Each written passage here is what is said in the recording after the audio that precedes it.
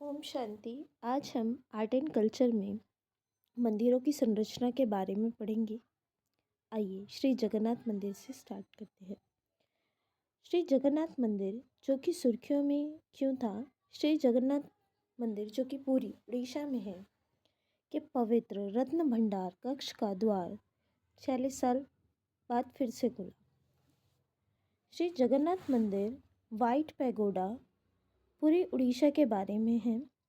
यह मंदिर भगवान जगन्नाथ, विष्णु के अवतार, उनकी बहन देवी सुभद्रा और बड़े भाई भगवान बालभद्र पवित्र त्रिदेव को समर्पित है। ये मंदिर किसको समर्पित है?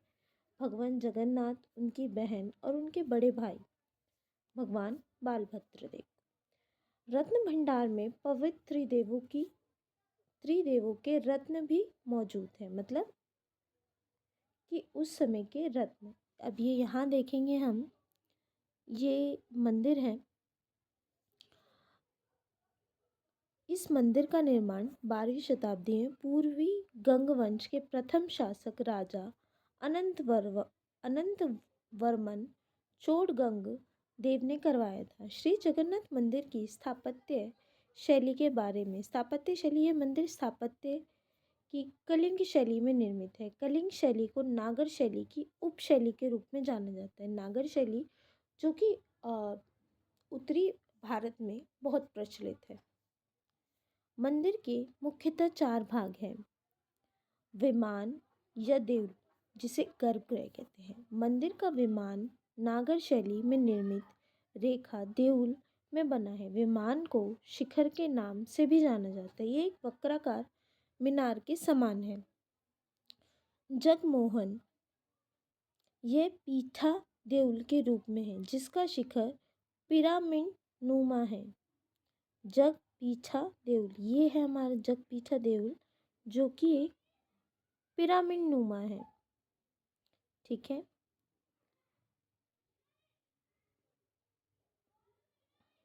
हाँ, और नट मंडप, ये दर्शकों के लिए यह नृत्य कक्ष है। नट मंडप इसमें दिया। नट मंडप ये दर्शकों के लिए नृत्य कक्ष है। भोग मंडप ये विशिष्ट अनुष्ठानों के लिए प्रसाद अर्पण समाकक्ष। भोग मंडप ये होता है कि वहाँ प्रसाद आदि बनाया जाता है। विभिन्न अनुष्ठानों त्योहारों पर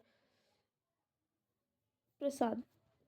मुख्य मंदिर की बाहरी दीवार के दोनों तरफ भगवान विष्णु की आकृति उत्कीर्ण की गई है। दोनों ओर भगवान विष्णु की 4 आकृतियां उत्कीर्ण है। इस प्रकार कुल मिलाकर ये भगवान विष्णु के 24 रूपों यथा केशव, माधव, दामोदर, नारायण आदि को दर्शाती है। रत्न भंडार के बारे में। रत्न भंडार मंदिर के जगमोहन के उत्तरी छोर पर स्थित है। जगमोहन मंदिर का सभा कक्ष है। इसके 2 भाग हैं। पहला बाहर भंडार बाहरी कक्ष और दूसरा भीतर भंडार आंतरिक कक्ष। श्री जगन्नाथ मंदिर के 56 भोग प्रसाद में से एक मगजी लड्डू को भौगोलिक संकेत जीआई टैग मिला है। मगजी लड्डू उड़ीसा के ढेंकनाल जिले की प्रसिद्ध पारंपरिक मिठाई है। आइए अब हम देखते हैं विरूपाक्ष मंदिर। विरूपाक्ष मंदिर भी सुर्खियों में रहा क्योंकि हम्पी में भारी वर्षा के कारण विरूपाक्ष मंदिर के सालू मंडप का एक हिस्सा ढह गया। विरूपाक्ष मंदिर के बारे में। यह मंदिर भगवान विरूपाक्ष या पंपापति को समर्पित है। विरूपाक्ष शिव का एक रूप है। इनकी पत्नी स्थानीय देवी पंपा है। देवी पंपा को माता पार्वती का अवतार माना जाता है। यह मंदिर हम्पी कर्नाटक में स्थित है। हम्पी विजयनगर साम्राज्य 14वीं ईस्वी से 16वीं ईस्वी की राजधानी थी। यह मंदिर हम्पी में स्मारकों के उस समूह का हिस्सा है जो यूनेस्को द्वारा विश्व धरोहर के रूप में सूचीबद्ध है। यह मंदिर स्थापत्य की द्रविड़ शैली में बना है। इस शैली की खास विशेषता है इसके भव्य गोपुरम, विमान, जटिल नक्काशी, स्तंभ युक्त सभा कक्षा थी। मंदिर का इतिहास। विरूपाक्ष मंदिर का निर्माण कार्य सदियों तक चला। अभिलेखों से पता चलता है कि सबसे पहला मंदिर 740 ईस्वी में चालुक्य रानी लोक महादेवी ने बनवाया था। किसने बनवाया था? 740 ईस्वी में चालुक्य रानी लोक महादेवी ने। उन्होंने दक्षिण के राजाओं पर अपने पति की विजय की स्मृति में यह मंदिर बनवाया था।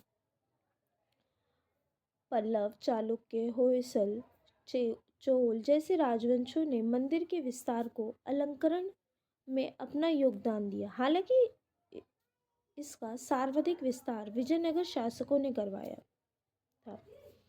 विजयनगर के संगम वंश के शासकों को मंदिरों को एक प्रमुख धार्मिक स्थल के रूप में मान्यता दिलाने में अपना योगदान दिया था। तुलु वंश के शासकों ने मंदिर का सर्वाधिक विस्तार कराया था। किसने करवाया था सर्वाधिक विस्तार? तुलु वंश के। कृष्णदेव राय 1509 से 1529 ईस्वी ने अपने राज्यारोहण के उपलक्ष्य में मुख्य मंदिर के सामने एक समाकक्ष के निर्माण के साथ साथ पूर्वी गोपुरम का भी निर्माण करवाया था। द्रविड़ मंदिर स्थापत्य कला की विशेषताएं। मंदिर के गर्भगृह के ऊपर मौजूदा विमान सबसे छोटा। गर्भगृह मंदिर का सबसे पुराना हिस्सा होता था। गर्भगृह क्या होता था? मंदिर का सबसे पुराना हिस्सा, आंतरिक भाग होता था। द्रविड़ स्थापत्य शैली में विमान